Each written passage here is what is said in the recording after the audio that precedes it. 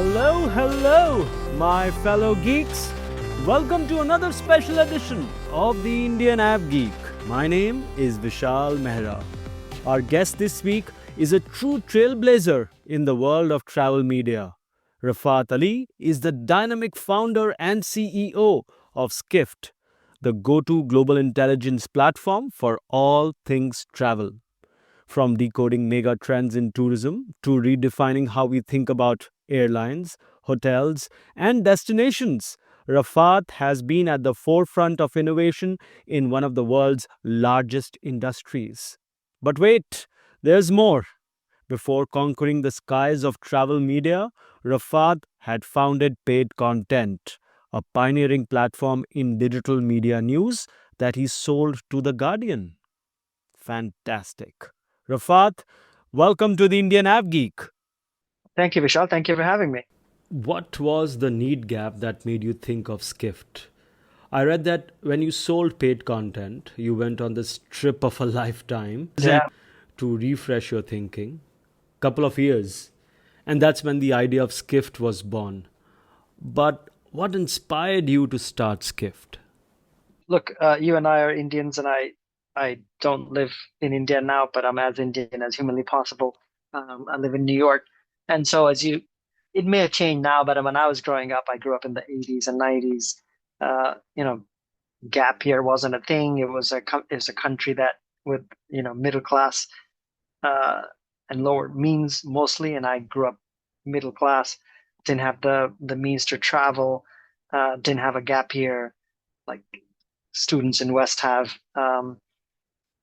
And so the when I sold my first company, I came to US, did my master's, worked a couple of jobs, started this blog that turned into a media company that you mentioned, paid content, um, and used to do what Skift does. I mean, Skift does a lot more now, but it was I guess, an early version of Skift, using blogs as the mechanism to deliver news around digital media, so internet and mobile, and how industries like publishing and music and gaming and business information and others were being delivered. News were delivered online and early days of mobile. So it was in news and research and conferences around that. And so I sold the company, as you mentioned, to Guardian in 2008. 2 year stayed with them for 2 years, and then left in summer of 2010. Um, Went to Iceland first, and then kept on traveling. It wasn't planned to be sort of a 2 year thing. It just kept on continuing, and it was really the first time I was traveling outside of work, or like going to my nani's place or dadi's place, back in India. So I was a little scared and apprehensive as a brown Muslim guy post 9/11, whatever. There's a little bit of this thing in your head about, like, they go and say, "Where are you from?" And I said, "I'm from America." "No, no, no, where are you really from?" And so that type of stuff happens all the time, and us brown people have an ability to look from like different parts of the world. Like, are you Arab? Are you Central Asian? Are you Indian, Pakistan? Like, it's because you can morph.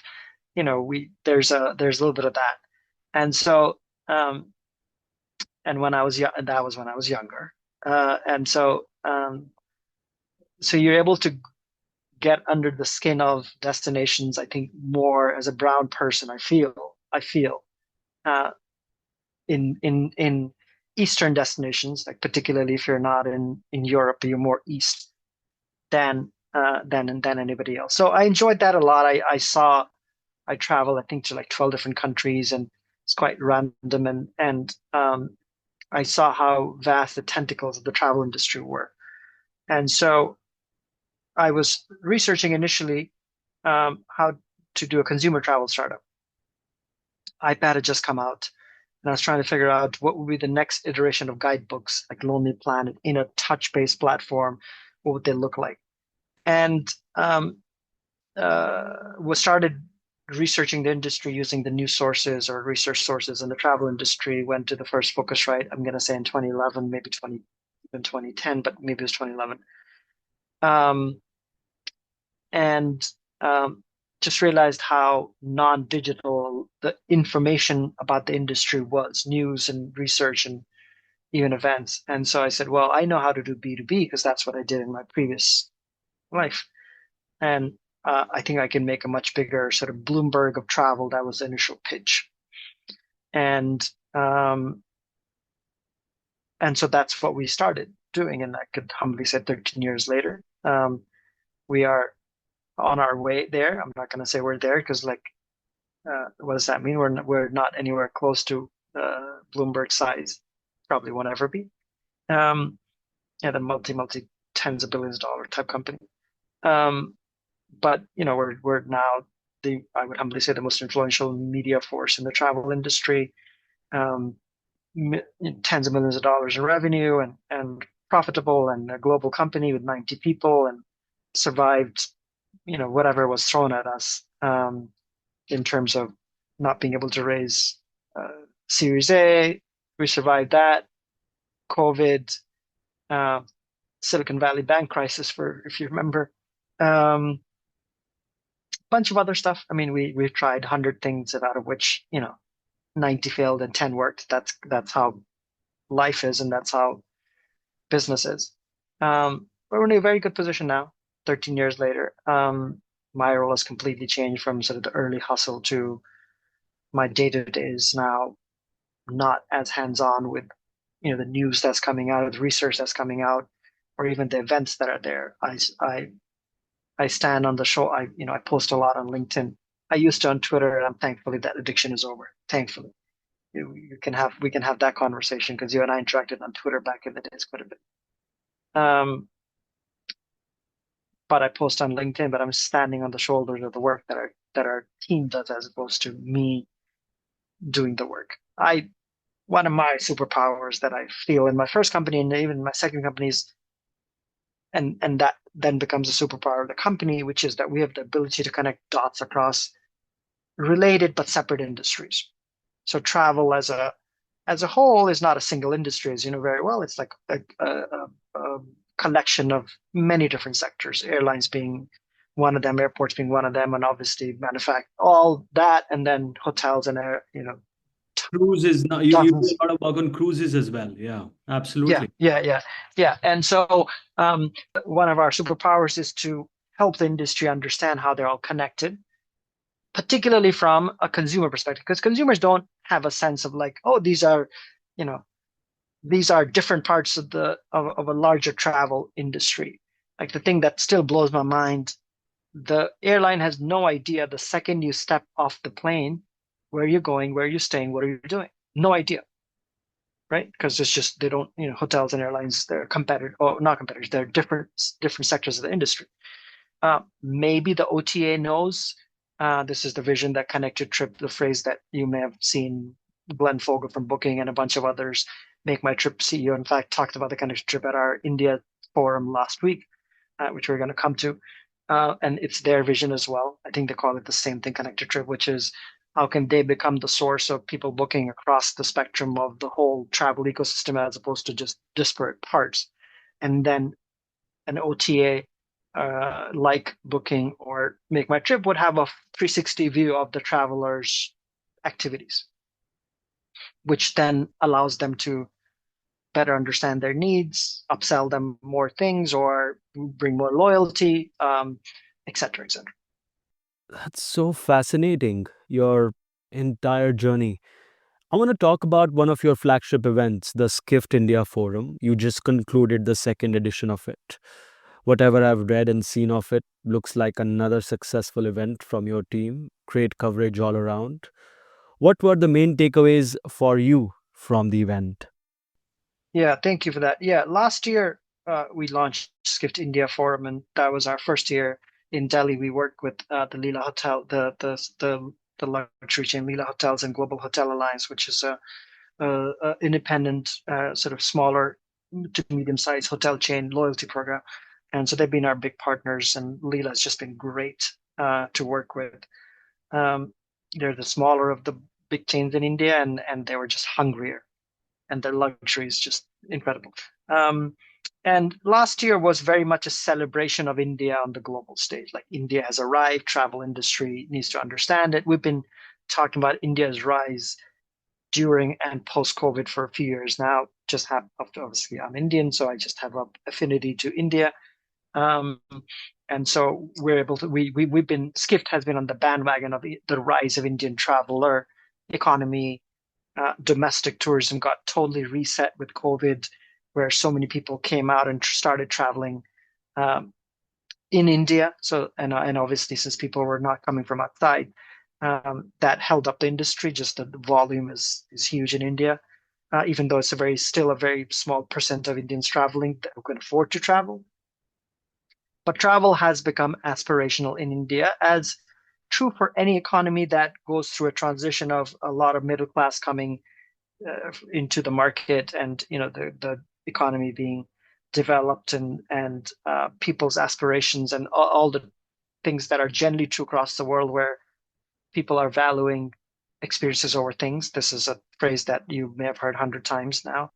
Um, is also true in India, sort of where the if you have everything at your disposal from a consumer physical goods perspective, what next? And so what next is you traveling the world, like you and I mean, you're younger, but when I was growing up in India, um, honeymoon was maximum. You'd go to like my mom went to Agra, Or from Manali, Aligarh, which is or like, Goa. or Right. Goa. And that was, even that was, and now my brother went to, I think I'm going to say Bali or Malaysia somewhere. Was much younger than me. He got married in 2018, and obviously now, everywhere in the world, Indians are there. So last year was very much a celebration of India. Like India is here. There was a lot of interest, still a lot of interest in India from all different parts of the travel industry. Um, Air India CEO was there last year, and last year was a little early in the transformation plan, and this year obviously is more advanced, and some of the honeymoon period is over. Um, Even though they keep saying it's a long-term plan, um, which it is. We'll come to it. And this year, IndiGo CEO was also there, Peter, and obviously they're flying high. They just announced new routes to Europe. Um, who knows, even US on the plans at some point. And so uh, uh, this year was a more of sort of us challenging different speakers in the industry about, like, what are the challenges, what are the issues. The big issue in India is the inbound coming into India is stuck. It's official. It's a sort of a There's no marketing behind it. There are a lot of perception issues, and many of it reality issues, safety and infrastructure, and outside of just the main areas, infrastructure still falls dramatically. Um, Pollution and just the quality of life type things, and the haves and have-nots, and um, Sorry to interrupt you there for a second, Rafat. You guys had all the important stakeholders right there in the room. You had Deepak Deva from TCI, you had the government representatives, yeah, the government. Yeah, the government was there.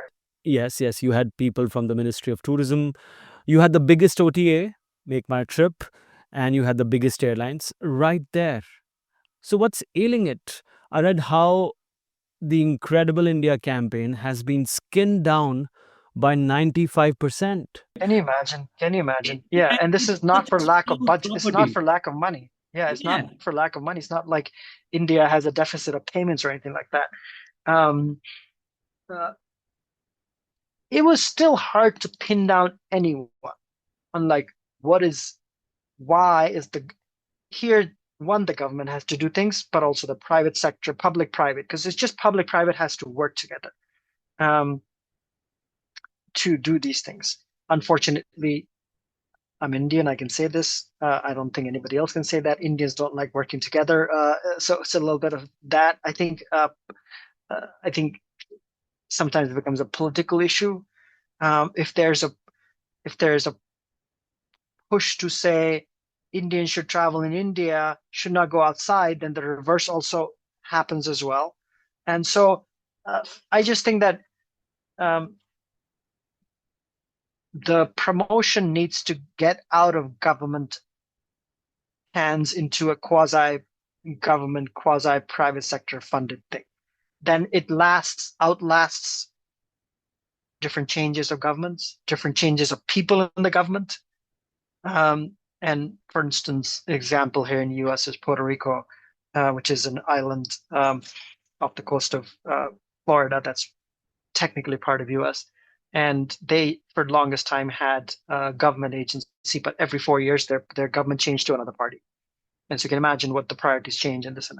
And they, I'm going to say, before COVID, they were in a bad shape. As Hurricane Maria, infamous, that killed a lot of people. So they created a private body called Discover Puerto Rico that is a mix of public and private.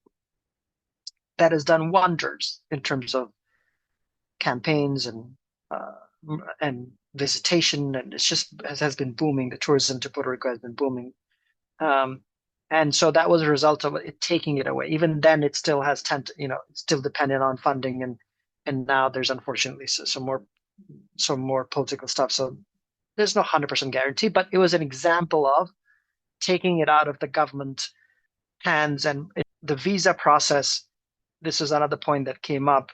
While it's a lot easier now, like you can apply online and you get it, but like for the first timer, I guarantee you they will go through these 5 different form screens and mess up somewhere because the software is so bad. I mean, I know it now because I've done it dozens of times. And even then, sometimes I get it wrong. And of all the places, India messes up its software, its UI work. Can you believe that?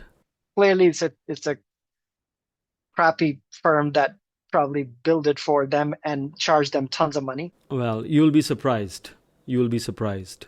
Yeah. So in these days, with an age of AI, honestly, like a lot of that stuff is free. Like you can ask ChatGPT to build you this stuff or whatever, GitHub Copilot, and it'll build a better version than that.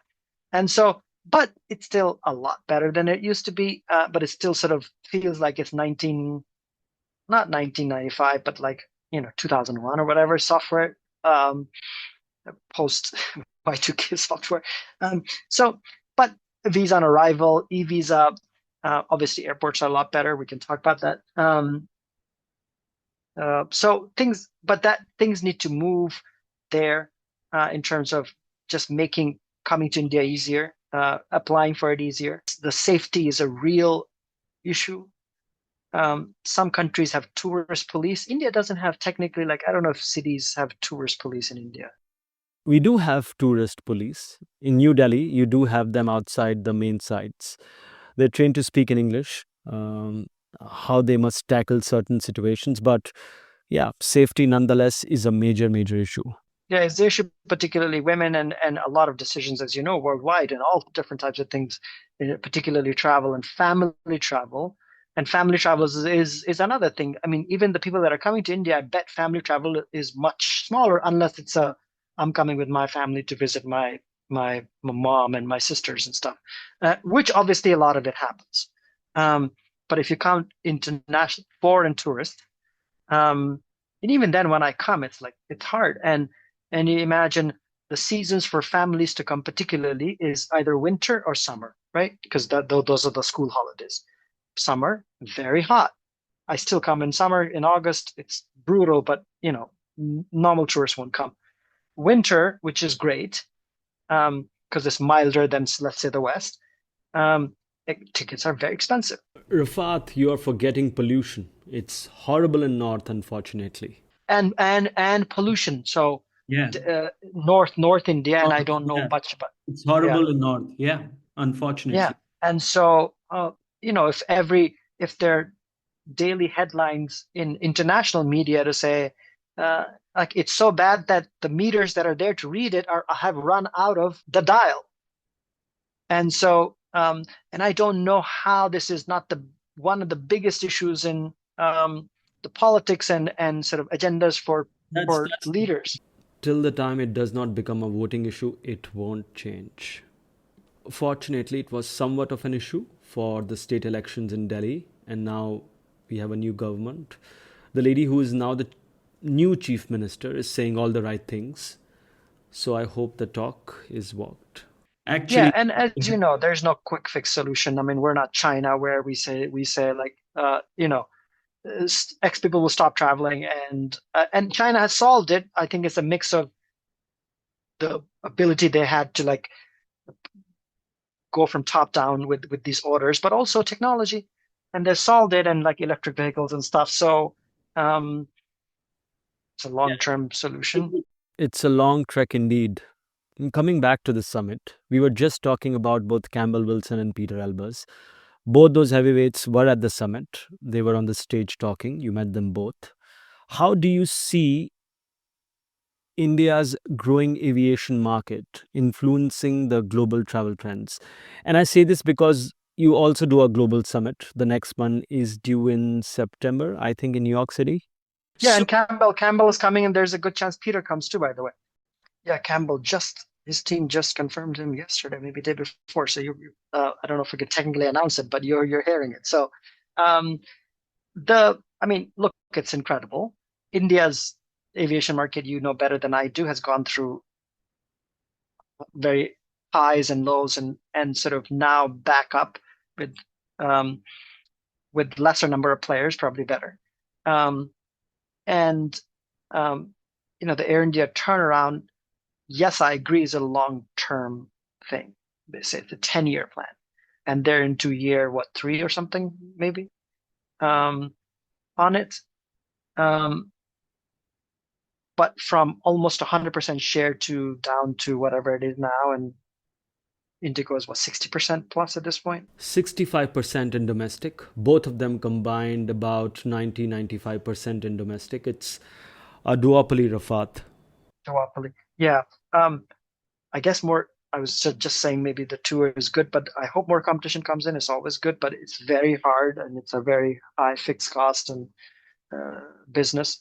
It's not easy to do business in the airline sector and in India, slots and everything else.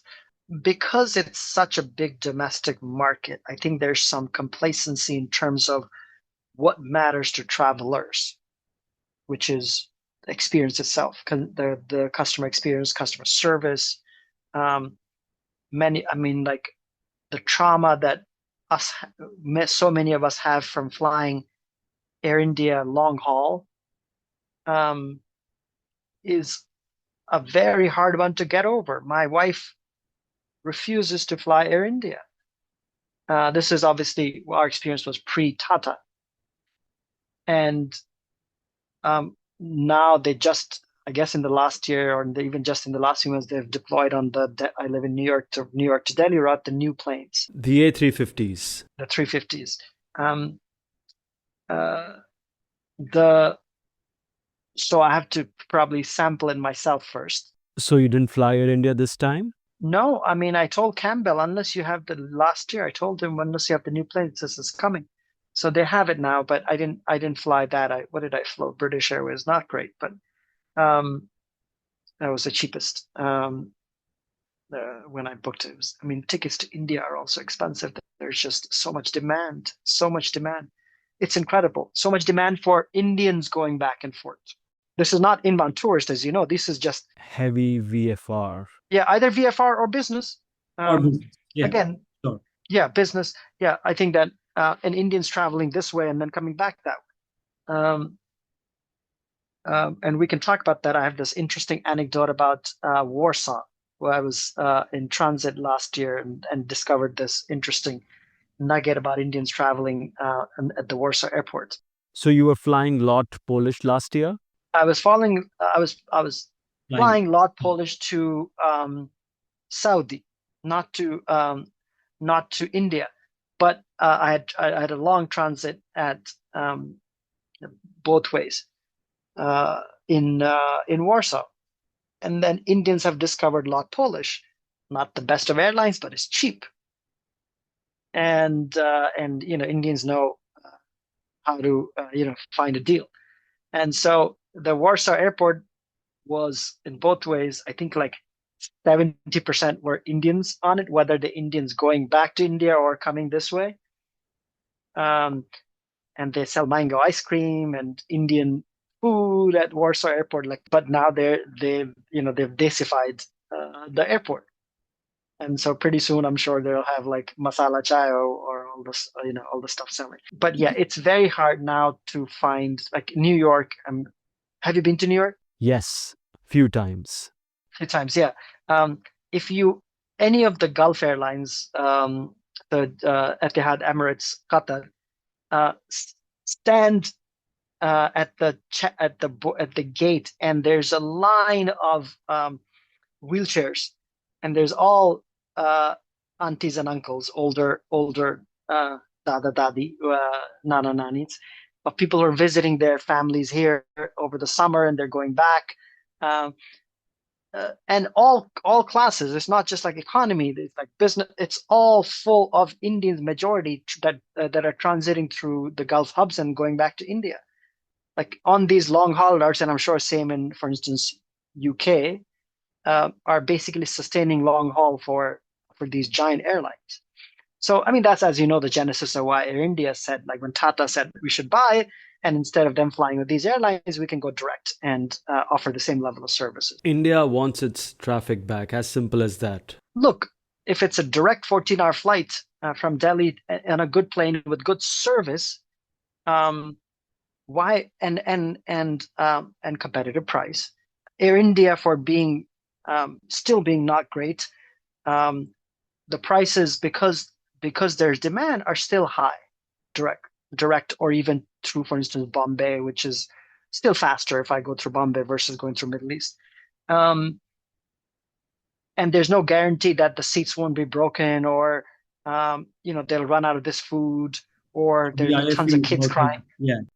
I mean, kids crying can be anywhere. The soft product of Air India has been fine mostly. The food, the service. It gives a sense of familiar comfort, especially to the older population, but it's the hard product where major issues arise. Broken seats, you have broken IFEs, the lounge situation at the airports. It's the finer touches where they fail miserably. And I think that they've promised that they're fix it, but I just, the they've changed the staffing and bringing in new staff and new training, but it's going to take a while. Um, it is, again, not a dictatorship. It's a democracy in general. This is, I'm talking across the country. Things take time. You have to build consensus. Like Air India is what India is. So, um, in many ways, I don't particularly like the redesign of it, but whatever, they chose it and they're running with it.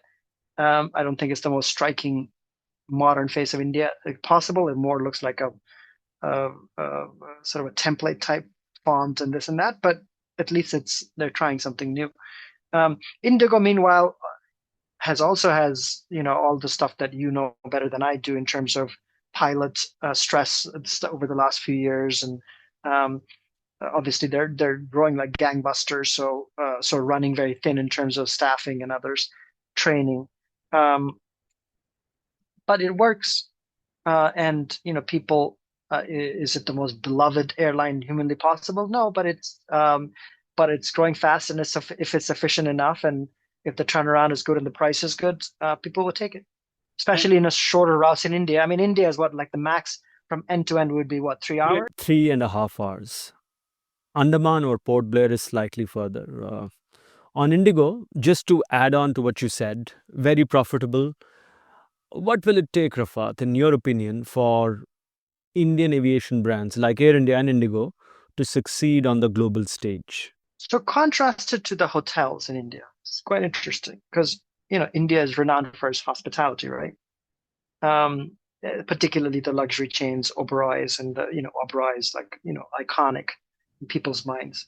You had them last year at the India Forum. Yeah. He couldn't make it this year because they had a board meeting, but he'll be there next year. And Leela and obviously Taj, and now tons of other brands as well, and global brands in India. And you stay at a global brand in New York versus you stay at the same global brand in India. It's like a whole different experience in a good way. I feel like they should. I'm sure Tata owns Taj group. and I'm sure this is going to come into it, but it probably needs a priority. I think the service has to improve, the marketing has to improve. Um, Airports are definitely transformed now, so I think that's very, very good for and they're continue to come online, new airports and coming. The airports are, I mean, I don't fly domestically that much in India. I fly, when I fly international and come back. Um, what's the situation on sort of the delays and stuff in India in terms of like the flight delays? Yeah, we don't suffer from weather related issues as much as you have in the US. They are few and far in between. You You don't might have labor issues cancel. because you have lots of labor. Labor is an issue which was definitely there in the past, not so much now, I would say. We don't have strikes and stuff. It's more training probably than shortage because in US, Yes, for instance, there's and shortage. Airlines are poaching pilots from each other, and that becomes an issue then. Or there's a mass leave, but that's like once in a 6 months or once a year event. It's a it's a horribly kept secret now that the major airlines have an understanding amongst each other. You know what I mean? I Poach mean, from each other. Yeah, I'm not sure about serious labor issues, to be honest. Yeah, those in US, obviously that's an issue. Europe, that's an issue. Yeah, absolutely. Yeah, so yeah, I mean, there's Yeah. good news. Good news is that airports are much better. They're huge plane orders, as you know, for both Air India. I mean, between the two of them, I think is the largest plane order in the world right now. Absolutely. I think Indigo has a huge order. Air India is just right below. Um, uh, Slots obviously globally are an issue for everywhere, but Air India has great slots globally. So hopefully that is a good sign that they will continue to do the best flight times from US are Air India times. Like you look at any of the airlines, like flying at, I don't know, 1 o'clock in the night or some odd hours and stuff like that. On the way back, it's awful. Like 2 o'clock, 3 o'clock in the night, you're dragging your kids to fly an Etihad. Yes, or it's a much better plane, but They have to connect at their hub, so and they have to connect to the hub too. So so the timings are much better for Air India. I don't know about IndiGo internationally because I haven't flown IndiGo internationally. I've flown domestically once or twice. Um, uh, the lounge culture in India has taken off totally. I think they're overdone it with the credit card thing, um, and it become a total zoo. I remember what lounge was it last year, and they have a separate for credit card folks, and they have a separate for actual airline passengers. must be an Uncom. That's the lounge operator in Delhi. Yeah, and Ancom is great. I just was in Ancom on the way back. It is very nice. It's big, and I was late in the night, and it was empty, and the food is good. The one thing about India, and I think Air India still probably, is that the food is good. I mean, as an Indian, the food is always, it's hard to go really wrong with Indian food unless you're really trying. Indian food is probably the best as far as reheating is concerned, so that helps too. You Oh, can that's a reheat good it point. True. and it'll True, still and it come. retains enough flavor Flavor. because the taste buds change when you go up, and it's compact and all the stuff that you know. Rafat, you were talking about how players within travel do not collaborate with each other effectively for a better consumer experience. How do you think airlines can better collaborate with other sectors of the travel industry to enhance passenger experiences and improve operational efficiency? Yeah, I think that one. I think I mentioned before, like Indian hospitality is renowned, and so some of the training and many, like for instance, Disney trains a lot of global brands based on Disney hospitality in the travel industry. So that's a big business for them. Um, I think some of these, I don't know if they are doing that in India, where like, for instance, Oberoi folks or Taj folks are going into the airlines and giving, I don't know if it's a business for them offhand, but if it isn't, it probably should be. The in flight catering. No, just in general customer experience. Yeah, in-flight catering comes from Taj. Yes, I've seen that. So, um, uh, yeah, and as we said, flight food in general is pretty decent on Indian Airlines all along. I think the lounge experience has to be sorted out in terms of just the volume of people. Um, Airports have become better, and there's staff, and so they're able to direct more, but sometimes it is overwhelming with the amount of people that are there. F&B at Indian airports is good, or at least the new airports is much better than anything you'll find in US. So there's that. Um, and I was actually quite surprised that the prices in Indian airports, at least at a few stores that I looked at, are not like outrageously expensive compared to outside airport. Maybe there's a government um, uh, regulation there, which is great. Um, I think the hard product, as you and I talked about, has to improve. The technology that enables all this stuff, digital, mobile, has to improve dramatically. Um, and now there's enough technology with coming in, and I know we didn't necessarily talk about AI, but tons of new stuff coming with AI that will. I think that's a great segue. You have all possible intelligent folks from different industries coming and speaking at your events. What role do you see artificial intelligence playing in the future of aviation across different passenger touchpoints? Yeah, I think just the fact that it is able to surface different destinations, different new hotels based on your personalized needs, um, uh, flights that cater to it, that cater to your specific need or your specific preference.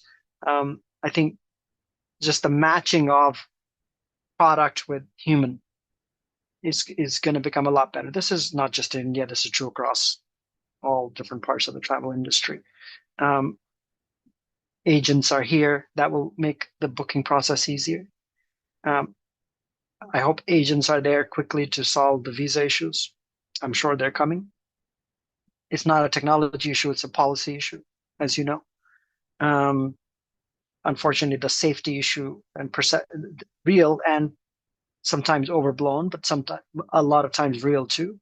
That's not something that AI will solve, at least not on the face of it today.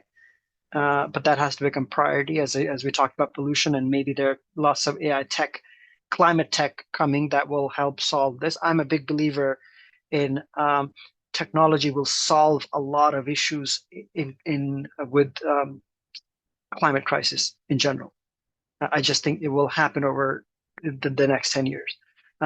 With autonomous cars now becoming, there was some news this morning that Waymo is going to launch in Washington, D.C., which is, the heart of American cities. Waymo is the brand that is expanding fast across US in terms of autonomous cars, and people have told me I haven't taken a Waymo, but they've told me multiple people the same exact thing. You enter a Waymo for the first time, and you come out on the other end of the Waymo. Your whole you come out a different person, meaning everything. Your brain starts saying, "Oh my goodness, this is like it's a whole different level of unlock." And if autonomous cars work in India, they can work anywhere in the planet. That's a very optimistic view, Rafat. Given Skift's global reach, what trends in aviation do you see emerging in different regions, such as Asia? I know you're about to have the Asia Forum in Bangkok soon, or Europe. And how might these trends influence global aviation? Yeah, I think the interesting part is that the premium cabins have held up and will continue to hold up. It looks like, and in fact, airlines can't put premium cabins fast enough into these places, and demand continues to be there. Meaning, there's enough demand globally beyond just business travelers doing it on their, and obviously now business travelers are not just Western travelers; they are global travelers. India, Brazil, China, obviously, all these others. I think the lack of Chinese return is definitely affecting China itself, but also global markets. The outbound Chinese tourist has not come back. So that's another sort of, I guess, negative trend, if you will. And geopolitics, unfortunately, has a lot of effect on airline industry, as you know, everywhere. And so there's protectionist tendencies, which means that airlines which work on open sky policies, etc., are harder. But the other trend, obviously, as we just talked about for the last half an hour, 45 minutes, is the rise of Indian traveler and Indian airlines. I think that will be a trend. I think people are writing off low cost airlines too quickly. Low cost airlines in general are going through a bit of a rough time, particularly in US. I think at the end of the day, the cost trumps everything. The reason why they're writing off is complex, but the main reason is the cost have risen across the board. So there's not that much advantage that low cost have anymore that the full service used to have. Sorry, against full service that they used to have. So there's that, but there are other ways to compete in the market as well, and competition is good. Yeah, so I would say those are some of the things I'm waiting for the next gen of planes to come in that are, Concorde, like what is it called, supersonic planes, and that's a long-term thing. Wow. But Boom. I think that will be, yeah, I think whether it's Boom or somebody else, I do think that it has to happen. There's going to be technologies, if like humanoid robots are coming, and they are coming pretty quickly, and becoming cheaper, how can faster planes not be there? So I think for me, the faster I can get to India and back, the better it is. So that's what I'm hoping to. Finally, let's put on your Nostradamus hat. Tell us, what are Skift's predictions for the future of travel? Oh, well, we do every year, we do megatrends. And so that's at the start of the year, we do megatrends. So if anybody wants to read, they can, I'm forgetting the URL, but if the Skift Megatrends 2025, I'll if you put that in Google the it, show notes. I'll put that link in the show yeah. notes. So you'll read a lot of stuff there. But interesting, I mean, one of the big things that we're following is what we call live tourism, which is how sports, entertainment, music, special events have become even more important to build tourism. And going back to G20, that was a whole thing last year or the year before, G20, and unfortunately India didn't capitalize on it post G20, which is a whole thing we discussed. But sports, particularly sports and music, have become big. And India, Coldplay just came, and it was huge, and a huge driver of domestic tourism. Even people from outside that are Coldplay fans from other countries came. In my company, one of my employees, her boyfriend proposed to her at the Coldplay concert. So and she accepted. She said yeah. So they're getting married. So I think live tourism, we just coined this phrase as an umbrella term for all these sort of special events, tourism on the leisure side. I think is definitely something that we're looking at quite closely. Obviously AI, but like whatever I'm going to say about AI is going to be wrong in 6 months. So I don't know what I can say. I think agentic AI will definitely have an effect on OTAs. Fascinating battle to come. I just think the answer is not going to come from the incumbents. Airbnb and Uber emerged because they were not part of the travel industry when they started. They came from the outside. And the answer is going to come from outside. One of these companies that Perplexity is run by an Indian. And they're moving fast. They announced something today that they're tying up with a couple of travel companies, TripAdvisor and Selfbook, to start agentic AI booking through the AI engine. So it'll be interesting to see where that goes. Well, as the Indian Av Geek, I am so pleased to see and hear your pride in being an Indian at heart, Rafat. Thank you so much for your time. Of course, thank you for inviting me. I consider myself a global soul, but I'm at the heart an Indian, will always be an Indian. And that's a wrap, folks. Huge thank you to Rafat for taking us on a first-class journey through the skies of travel media and beyond. If you enjoyed this episode, don't forget to subscribe, leave us a review, and share it with your fellow Av Geeks. Stay tuned for our next episode where we'll talk about something that we haven't explored yet on this show. Rafat is at Rafat on X, and I am at Vishal Mehra. With that, keep your tray tables up, your seat belts fastened. I wish you well and happy flying, my friends.